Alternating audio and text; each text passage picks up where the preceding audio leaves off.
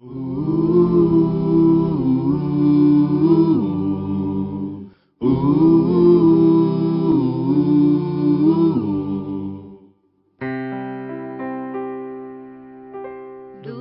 teu falar, ó Salvador, jamais vou duvidar, é encorajador. Alimento Diário, Série E. Nossa missão à edificação do corpo de Cristo. Título do volume 1. Deus escolheu você. Autor Pedro Dong. Título da semana 2. Bênção espiritual nos lugares celestiais. Terça-feira, ler com oração 1 Tessalonicenses, capítulo 2, versículo 13. Outra razão ainda temos nós para incessantemente dar graças a Deus.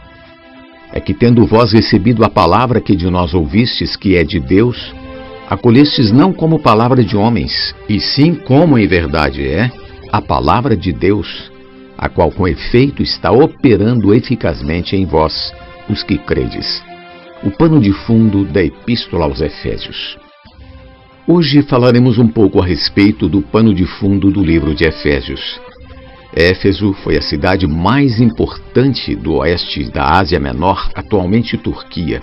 A cidade possuía um porto bem desenvolvido com acesso ao mar Egeu. Éfeso não ficava junto ao mar, mas possuía um rio que dava acesso ao mar Egeu, assim como Corinto. Depois de Corinto, há o mar Adriático, por onde se chega à península da Itália, onde fica Roma. A rota comercial passava da Itália por Corinto e de Corinto pelo mar Egeu até chegar a Éfeso, de onde se tinha acesso ao Oriente, à Ásia. Por causa dessa rota comercial, tanto Corinto quanto Éfeso eram lugares extremamente desenvolvidos e importantes comercialmente. Naquela época, em Éfeso, havia um templo pagão da deusa romana Diana. Vemos uma referência a isso no livro de Atos, quando Paulo pregou o evangelho na cidade, capítulo 19, do versículo 23 ao 31. Os efésios tinham muito orgulho desse templo.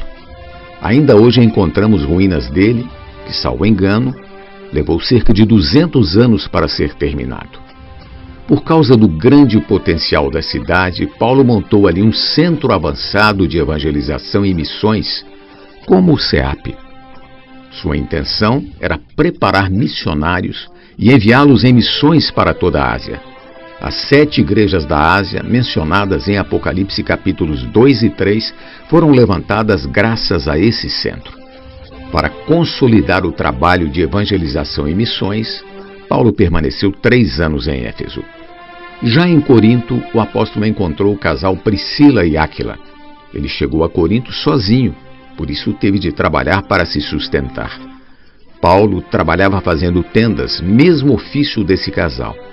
Além da importante rota comercial, em Corinto havia também os Jogos Istmicos, semelhantes às Olimpíadas de Atenas. Como já vinha muita gente da Península Itálica e da Ásia para participar desses jogos, as tendas eram muito utilizadas para hospedagem. Paulo aproveitou-se disso e, junto de Áquila e Priscila, trabalhou fabricando tendas, sem, no entanto, parar de pregar a palavra. Essa era sua segunda viagem, e ao término dela, Paulo levou Áquila e Priscila para Éfeso, conforme Atos 18, do versículo 18, parte B até o 23. Chegou a Éfeso, nesse período, um judeu chamado Apolo, que era uma pessoa muito eloquente na pregação da palavra.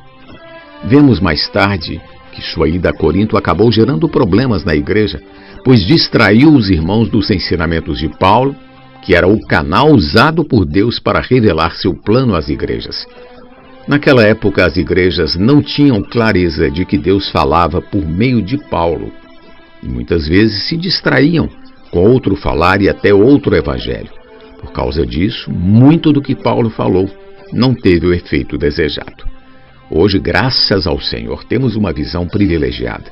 Descobrimos o que as igrejas naquela época não reconheciam, que Deus trabalha pela palavra profética, e por crermos nessa palavra e a ela obedecermos, praticando-a com simplicidade e humildade, Ele opera em nosso interior e realiza sua obra. Aleluia! Pergunta de hoje: por que Paulo permaneceu 3 anos em Éfeso? Jesus é o nosso Senhor. Do teu falar, ó Salvador, jamais vou duvidar, é encorajador, fiel me faz andar, faz tua glória eu ver, o mal vem derrotar. Fiel me faz andar, faz tua glória eu ver, o mal vem derrotar.